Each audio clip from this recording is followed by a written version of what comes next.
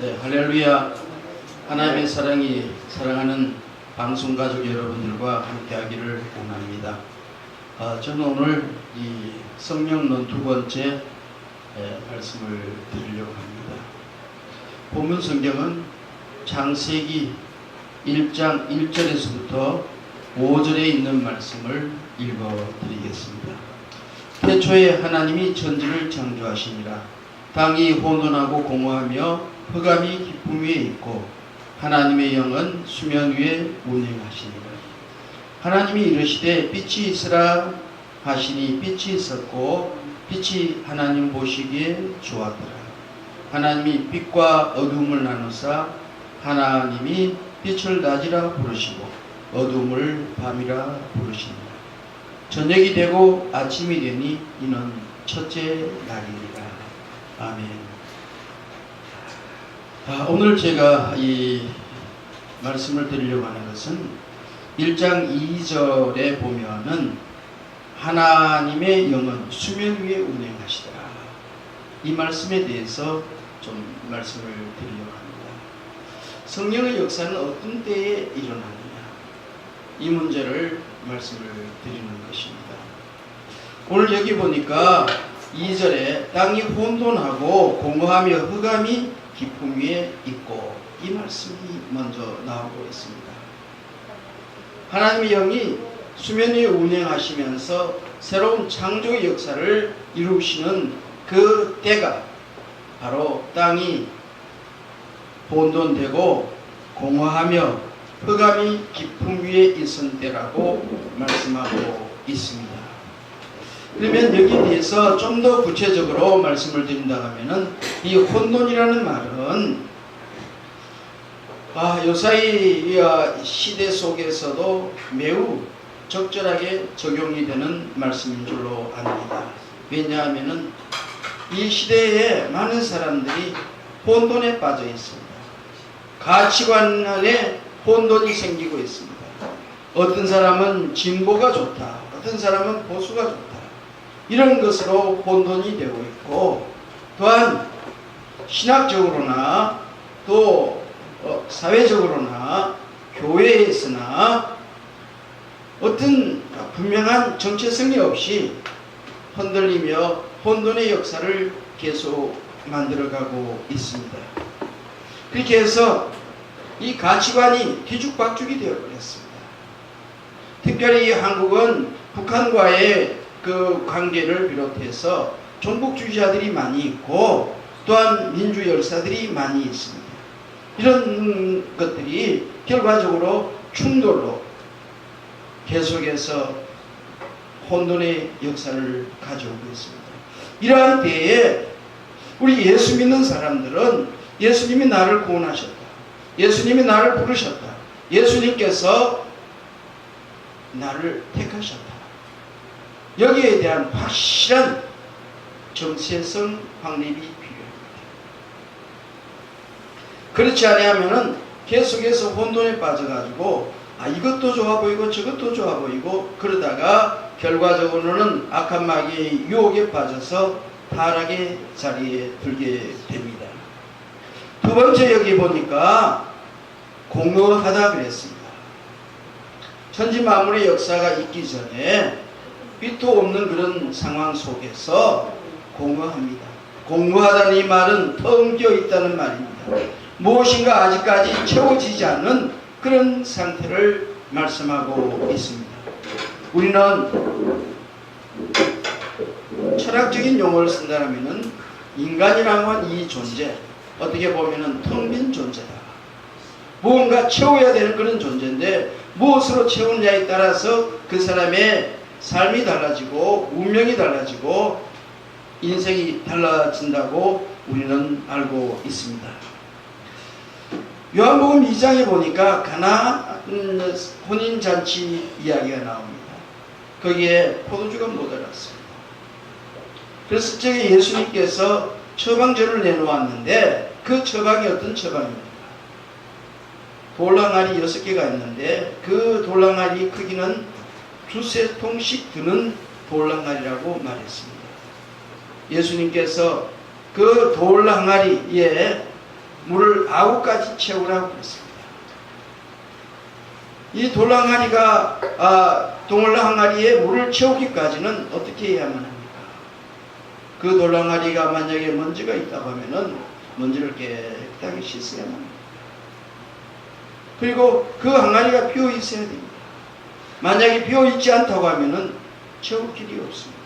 거기에 만약에 더러운 것이 들어있으면은 씻지 않고는 채울 수가 없습니다. 깨끗하게 씻어야만이 채울 수가 있습니다. 우리의 영혼에는 잡다한 것들이 많이 들어있습니다. 눈으로 본 것, 귀로 들은 것, 생각한 것들, 그런 것들이 차곡차곡 채워져 있습니다. 60평생을 살았으면 60년 동안 채워져 있는 것들이 많이 있습니다. 거짓도 채워져 있고, 미선도 채워져 있고, 혈기도 채워져가 있고, 별의별 죄악들이 다 채워져 있습니다. 악한 마귀의 속성들이 다 채워져 있습니다. 이거 비우지 않고는 성령을 채울 방법이 없습니다. 이 비우는 방법이 뭐냐? 우리가 우리의 죄를 자백하는 것입니다. 고백하는 것입니다. 꺼내는 것입니다. 그렇게 해서 우리의 영혼을 깨끗하게 만들어야만이 그 다음에 성령이 부어지는 것입니다. 그냥 오만 가지 자탕이 있는데 회개도 하지 않고 만약에 성령의 역사를 구하면은 그거는 양신의 역사가 만들어지고 악령의 역사가 판을 쳐서 파락한 인간, 영적으로 아주 무분별한 그러한 존재가 되어버리고 있는 것입니다. 우리가 성령을 받으려고 하면은 예수님께서 맨 처음 이 세상에 오셔서 공생애를 시작하면서 첫 마디가 회개하라, 천국이 가까워요. 그 시대 사람들이 오만 가지 잡동사니로 다 차있기 때문에 회개하라, 다른 말로 하면은 텅 비워라, 그 다음에 하나님의 나라가 임한다. 세리요한도 똑같은 이야기를 했고 그랬습니다. 누가복음 13장에 보면은 너희가 만일 회개하지 아니하면 이와 같이 망한다고 그랬습니다. 회개하는 길만이 사는 길입니다. 회개하는 길만이 성령을 받는 길이라는 말씀인 것입니다. 자, 텅 빈 것은 이 창세기 1장 2절에 나오는 이 공허하기 때문에 천지 창조 역사가 만들어질 수 있는 것입니다. 그 다음에 보니까 흑암이 깊음 위에 있다고 그랬습니다. 흑암. 이 흑암은 무엇을 말하고 있습니까? 빛이 전혀 없는 것, 깜깜한 세상입니다. 이 깜깜한 세상은 다른 표현을 한다고 하면은, 영적인 표현을 한다면 절망의 깊음에 빠져 있다는 것입니다. 이 시대 많은 사람들이 빛을 찾지만은 빛을 찾지 못하고 절망의 깊음 속에 빠져 있습니다. 이걸 해도 안 되고 저걸 해도 안 되고, 젊어도 안 되고 나이 많아도 안 되고, 청소년들이 전 세계에서 자살률이 대한민국이 제일 많다고 하는데 왜만 그렇게 자살하겠습니까? 자기가 이제 나락에 떨어졌다, 희망이 보이지 않는다, 그러니까 자살하는 거 아니겠습니까? 이 자살의 결과를 어떤 신학자들은 이야기하기를 그 병이 들었다 뭐 이런 식으로 이야기하고, 그러나 자살의 결과는 지옥입니다. 두말할 것 없이 악한 마귀에게 사망의 신에 사로잡혀가지고 자기 스스로 생명을 끊는 문제이기 때문에 이거는 회개하는 시간도 없고 용서를 구할 시간도 없기 때문에 그 결과는 멸망입니다.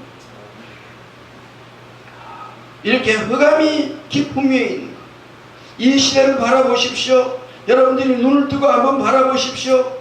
어디에 희망이 있습니까? 나라가 희망을 줍니까? 경우에 따라서는 한국교회가 한국인들에게 희망을 주고 있다고 생각을 하십니다. 주님은 일어나서 빛을 발하라고 말씀하셨지만 한국교회가 병들어 있고 한국교회가 타락이가 있고 특별히 목사들이 타락을 해가지고 총회를 하는데 어떤 교단에서는 호텔에 산다고 합니다. 어떤 교단은 동계올림픽하는 그곳에서 한다고 합니다. 이런 거 다 주님이 기뻐하지 않습니까? 교회가 없습니까? 교회에서 얼마든지 할 수 있는 총회를, 그것도 1년에 한 번씩 열리는 총회를 어떻게 호텔에서 합니까? 그 자체부터 타락의 모습입니다. 호텔에 한 번 가면 그 다음 또 가고 싶고, 이걸로 인해 가지고 귀족 목사들이나 장로들은 귀족이다, 이런 의식을 갖고 있는 게 가시를 갖고 있습니다. 이게 호텔에 간 그 돈 누가 냅니까? 성도들이 피눈물 나는 헌금으로 만들어지는 거 아니겠습니까? 이러한 것들이 더 타락하게 만들고 더 흑암으로 깊음에 빠지게 만드는 상황이 되어버렸습니다. 한국교회가 이 민족에게 희망이 되어야 되는데 희망을 주지 못하고 있는 한국교회의 모습이 가슴이 아픕니다. 또 한 가지 이야기 더 할까요? 한국기독교 장로회에서는 지금 이 헌법 개정 문제, 이 양성평등의 문제를 갖다가 성평등으로 바꿔야 된다. 교회에서부터 먼저 기독교 장로회 헌법을 그렇게 뜯어 고치겠다고 지금 총회 의제로 나와 있습니다. 이것이 지금 문재인 정부가 헌법 개정을 하면서 이 양성평등을 갖다가 성평등으로 바꾸겠다. 오늘 신문에 보니까 대법원장 후보자가 이 성평등의 문제를 갖다가 성소수자로 생각을 하고 그걸 보호해 줘야 된다. 양심적으로 병역을 거부하는 사람들을 보호해 줘야 된다. 이따위 소리 하고 있습니다. 가면 갈수록 더 깊이 흑암의 권세가 지배하는 이 사회, 이 민족, 이 한국 사회, 한국교회가 그렇게 이끌어가고 있다고 하면은 이거는 너무나도 가슴 아픈 이야기가 아니고 무엇이겠습니까? 자, 이렇게 혼돈하고 공허하고 흑암이 깊음 위에 있는 이때에 하나님은 일하십니다. 하나님은 살아계십니다. 하나님의 영은 숨쉬는 모습으로, 바람과 같은 그러한 모습으로 하나님의 큰 권능을 통하여서 일하십니다. 그 일하는 모습이 이렇게 오늘 표현하고 있습니다. 하나님의 영은 수면 위에 운행하시다. 이 수면, 물 위에 운행하시다. 하나님의 성령의 역사가 일어나려고 하면은 수면 위에 운행하시는 하나님의 역사가 있어야만 합니다. 성도들이 이 수면이라는 말을 정말 깊이 생각하고 이해하고 하나님이 일해 주시기를 간절히 사모하는 그런 모습이 있어야 합니다. 이 수면이 무엇을 의미하고 있습니까? 제가 이해하는 것은 첫 번째는 사람이 진정성이 담기는 그 모습은 첫 번째 눈물입니다. 그래서 시편 기자는 126편에서 이렇게 말씀했습니다. 울며 씨를 뿌리는 자는 정녕 기쁨으로 단을 거두리라. 이 울며 씨를 뿌리는 사람, 그 기도로 씨를 뿌리고 복음으로 씨를 뿌리고 주님의 사랑을 눈물로 얼른 담아서 뿌리게 될 적에 하나님의 역사가 있다. 기쁨의 역사가 있다. 예수님은 애통하는 자에게 이렇게 말씀하십니다. 애통하는 자는 복이 있나니 저희가 하나님의 위로를 받을 것이며. 이 시대는 눈물이 없는 시대입니다. 모두가 다 완악하고 강팍하고 다 제잘나서 합리화하고 변명하고 더 나아가서는 회개의 눈물도 없고 진정으로 사랑하는 사랑의 눈물도 사라지고 있습니다. 부모가 자식을 사랑할 적에도 눈물이 사라져버렸고 자식이 부모를 사랑하는데도 눈물이 사라져버렸습니다.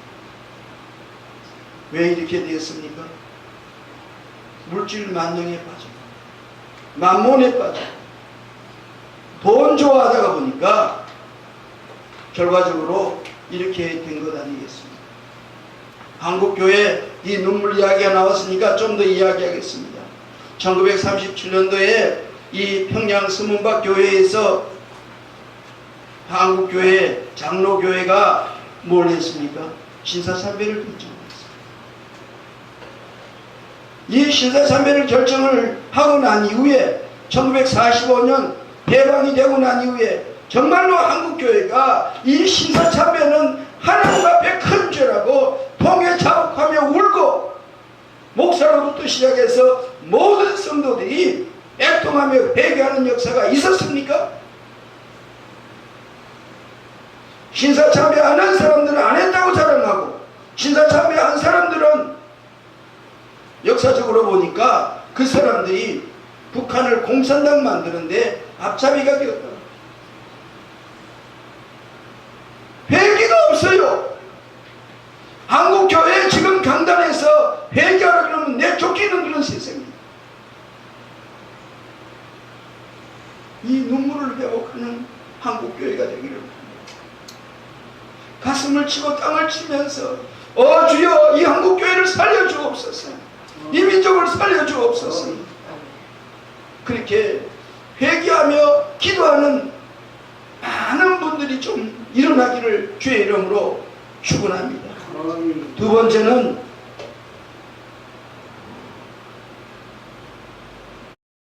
땀을 흘리며 땀 흘리며 수고하는 헌신하고 충성하는 그 모습을 말씀하고 있습니다.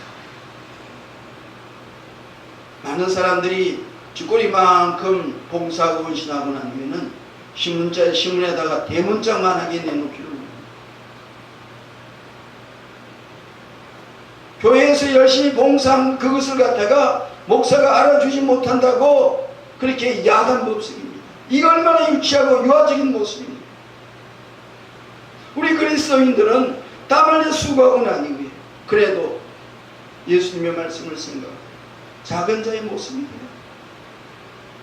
양과 염소를 나눌 적에 주님의 기준은 너가 작은 자를 보살폈느냐, 그것이었습니다. 이렇게 헌신하고 충성하는 것, 정말 땀나게 봉사하는 것입니다.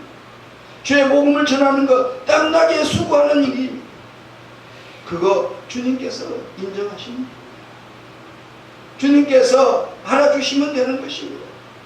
그런데 사람에게 인정받고 사람에게 존경받고 사람에게 사랑받으려 하기 때문에 이 사람이 우상이 되어버린 것입니다. 목사가 우상이 되고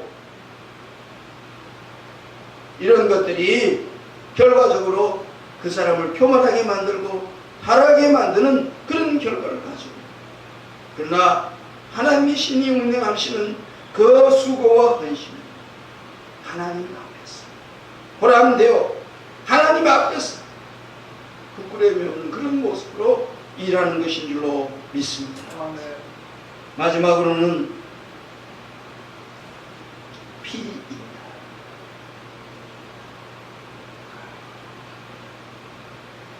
이 험한 세상에서 주님을 사랑한다는 것은 자기 죽음의 없이는 사랑할 수가 없습니다. 이 세상은 너무나도 악해서 돈을 사랑하고 자기를 사랑하고 쾌락을 사랑하고 경건의 모양은 있으나 경건의 능력이 없는 그런 세상이 되어버렸습니다. 라오디게아 교회의 모습이 그대로 우리 영혼 속에 담겨져가 있습니다. 덥지도 않고 차지도 않고 미지근한 상태에 빠져 있습니다. 예수를 믿는 사람도 아니고 예수 안 믿는 사람도 아니고 그런 모습이 되어버렸습니다. 이러한 때에 우리는 주님 오실 때가 가까이 온 것이라. 주님의 나라를 위해서 일하는 사람. 이 마지막 때에 세상 유혹이 너무너무 많습니다. 이거 포기하는 것, 순교 연습하는 것입니다. 마지막 때에 악한 마귀가 우리를 유혹할 적에, 정말 진정으로 포기할 적에 거기에 하나님께 대한 온전한 순종이 있습니다. 그 포기는 어떤 경우에는 생명까지도 포기해야 합니다. 다른 말로 하면은 나 자신이 갖고 있는 이 생명을 그리스도의 카페, 그리스도의 제단 앞에 바쳐야 되는 것입니다. 이것이 바로 주기철 목사의 일사각오의 모습이 아닙니다. 유혹 많았습니다. 경찰들이 유혹했고 동료 목사들이 유혹을 했고, 너 신사삼배 마음속으로는 하지 않는데 그냥 그 모양으로만이라도 한번 하면 될 걸 왜 그렇게 안 하고 바보 멍청이처럼 그렇게 하느냐고 오히려 꾸짖고 조롱하고 욕했습니다. 그러나 주기철 목사는 분명히 했습니다. 내 입으로 예수 그리스도를 부인할 수 없다. 내 한 생명 주님 앞에 드리면 되는데 뭐 그것이 대단한 것이냐고. 그 모든 시험, 그 모든 조롱, 그걸 다 이기고 순교의 질문이 되었습니다. 사랑하는 여러분, 세상 너무 사랑하지 마십시오. 쾌락이나 돈 너무 사랑하지 마십시오. 좀 가난한 자가 되십시오. 너무 큰 자가 되려고 생각하지 마시고 좀 겸손한 자가 되십시오. 낮은 자가 되십시오. 작은 자가 되시길 바랍니다. 이거는 순교 연습입니다. 진정으로 주님을 사랑하는 것은 주님께서 나를 위하여 십자가에 못 박혀 죽으신 그 십자가를 생각하고 내 몫에 든 십자가 지고 주님께로 나아가는 것입니다. 그 십자가의 길, 고난의 길. 세상이 아무리 문화가 발달하고 문명이 발달하고 즐길 것들이 많다고 할지 그것을 포기하고 주님께로 나아가는 것입니다. 이건 바로 순교의 모습입니다. 사랑하는 여러분, 이제 저는 말씀을 마치려고 합니다. 이러한 어려운 때에 이 땅이 혼돈하고 공허하고 흑암이 깊음 위에 있는 이 때에 하나님은 일하셨습니다. 사무엘상에 보니까 미스바 광장에 모인 무리들이 이제 블레셋 군대가 쳐들어와가지고 나라가 위기에 있을 적에 미스바 광장에 모여서 한마음으로 울부짖으며 기도했습니다. 그때 이스라엘을 하나님께서 구해주셨습니다. 오순절 사건 또한 그렇습니다. 예수 그리스도께서 십자가에 못 박혀 죽고 난 이후에 부활하고 승천하셨지만 제자들은 예수님이 떠나고 나니까 텅 빈 모습이었습니다. 그런데 바리새인과 세리관들은 어땠습니까? 로마의 정권은 어떻게 했습니까? 저들을 잡아 죽이는 일만 하려고 했습니다. 그때에 저들은 마가의 다락방에 모였고 위에서 울부짖으며 기도했습니다. 하늘로부터 아버지께서 약속하신 것, 성령이 임하기를, 성령의 권능이 임하기를 울부짖으며 기도했을 적에 열흘 만에 성령의 놀라운 권능을 체험하였습니다. 이러한 역사는 성경에 있는 역사만이 아니고 영국의 웨일즈 부흥이라든지 1907년도에 평양 장대현 교회의 부흥의 역사도 다 같은 맥락입니다. 땅이 혼돈하고 공허하고 흑암 위에 있다고 낙심하지 마십시오. 하나님 살아계십니다. 하나님 말씀하십니다. 거기에 빛이 있으라고 말씀하십니다. 빛이 있으라고 하시니까 빛이 있었습니다. 어둠의 권세가 물러갔습니다. 공허함이 빛으로 채워졌습니다. 혼돈의 역사가 카오스의 역사가 코스모스의 역사로, 질서의 역사로, 조화의 역사로 만들어졌습니다. 이게 바로 성령께서 하시는 일입니다. 성령께서 사랑하는 여러분들을 들어서 새 역사를 이루는 그런 귀한 베드로와 같은 사람, 바울과 같은 사람, 그러한 사람들이 많이 나와서 이 혼돈한 세상에 속에서 주의 빛을 증거하는 위대한 하나님의 일이 있기를 주의 이름으로 축원합니다. 감사합니다.